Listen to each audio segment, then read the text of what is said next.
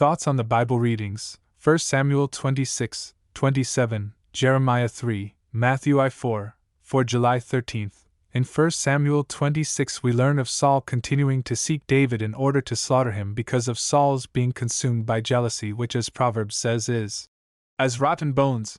Proverbs 14 verse 30. But the fact remains that Yahweh continues to providentially preserve David. In the wilderness of Ziph, Saul set up camp, and God causes a deep sleep to fall on Saul's entire camp. David and his nephew Abishai stealthily make their way into the camp and carry away Saul's spear and other personal and identifiable items as evidence that David has yet again spared his monarch's life. When Saul's army is at a safe distance, David calls after Saul and reprimands Abner for failing to protect his king. David shows genuine humility and requests how he might be reconciled to his master. Saul momentarily shows remorse for his actions and swore to leave David in peace. A young man is sent from Saul's host to retrieve the king's personal weaponry. In despair, David is certain that the truce with Saul is temporary, and so he determines to go to the land of the Philistines, believing that Saul will cease to pursue him. What a wrong, though understandable, decision.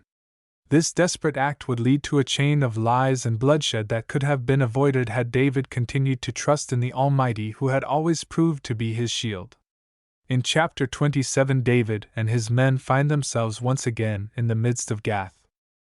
How foolish it is for David to return to this Philistine city from which he has recently escaped, with his life being miraculously saved by his gracious God. Here he has to survive, this time, by his wits and his lies.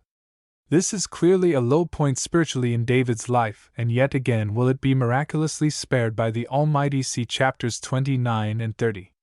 David promises to serve Achish king of Gath and fight against his own people Israel in exchange for Achish providing a city as a base for David and his men to launch raids against his own nation. David is given the city of Ziklag. When David raids the nearby cities of Israel's enemies, he is forced to leave no one alive lest the Philistine king receives word about David's deception. He also lies to Achish about the location of his raids. The chapter concludes by telling us that through this David became one of Achish's trusted servants. How ironic that a servant of the Lord becomes trusted by dishonesty and a failure to value the ways of his sovereign. Let us ponder the lesson for us. In Jeremiah 3 verses 1-2 tell of the lewd behavior of Judah. In verses 3-5 we are told that God had withheld the blessings as a result of the nation's lascivious behavior. Verses 6-9 outline some of the horrific behaviors of Judah. Verses 10-13 are the Almighty's pleading with the nation to consider how they had wronged their sovereign and call upon them to turn to him wholeheartedly. If they do that, then their husband and Maker will restore their position to see Jerusalem as the capital city of Messiah's kingdom.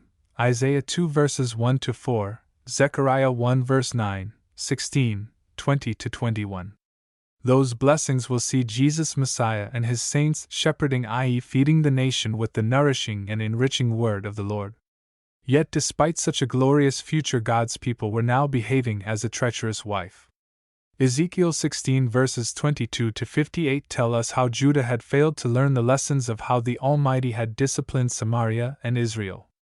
In verses 21-25 the nation's omnipotent Creator pleads with his people to return to him in faithfulness.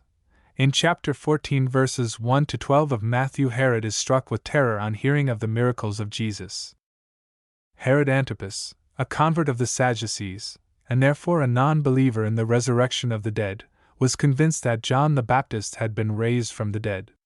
Our Lord is told of John's brutal decapitation and in response seeks solitude to reflect. Verses 13-22 tell us that Jesus is interrupted by a multitude seeking him out, and his compassionate response to their need of a shepherd to teach them. Compare Numbers 27 verse 17. Jesus feeds 5,000 of them and heals many. John 6 tells us that their desire was to take him by force and make him their king.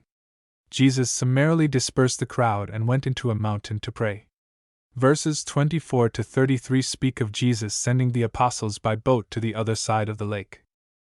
After praying on the mountain, our Lord saw the apostles toiling and rowing on a storm-tossed sea and failing to make any progress. The Lord came to them through the storm, walking on the water. Peter alone showed the faith and courage to briefly do likewise. Though Peter's faith faltered, he alone had the courage to walk on the Sea of Galilee at the request of his Master. Oh, that such trust in our Master and such confidence was ours that Peter then displayed! Peter was rescued by his Master. Their port of destination was Capernaum, meaning the city of consolation. This speaks of our destination and finding comfort when our Lord, the Father's Son and our hope and consolation, has come. Verses 34 to 36 tell us that Jesus, on reaching the other side of the lake, Jesus healed many at Gennesaret.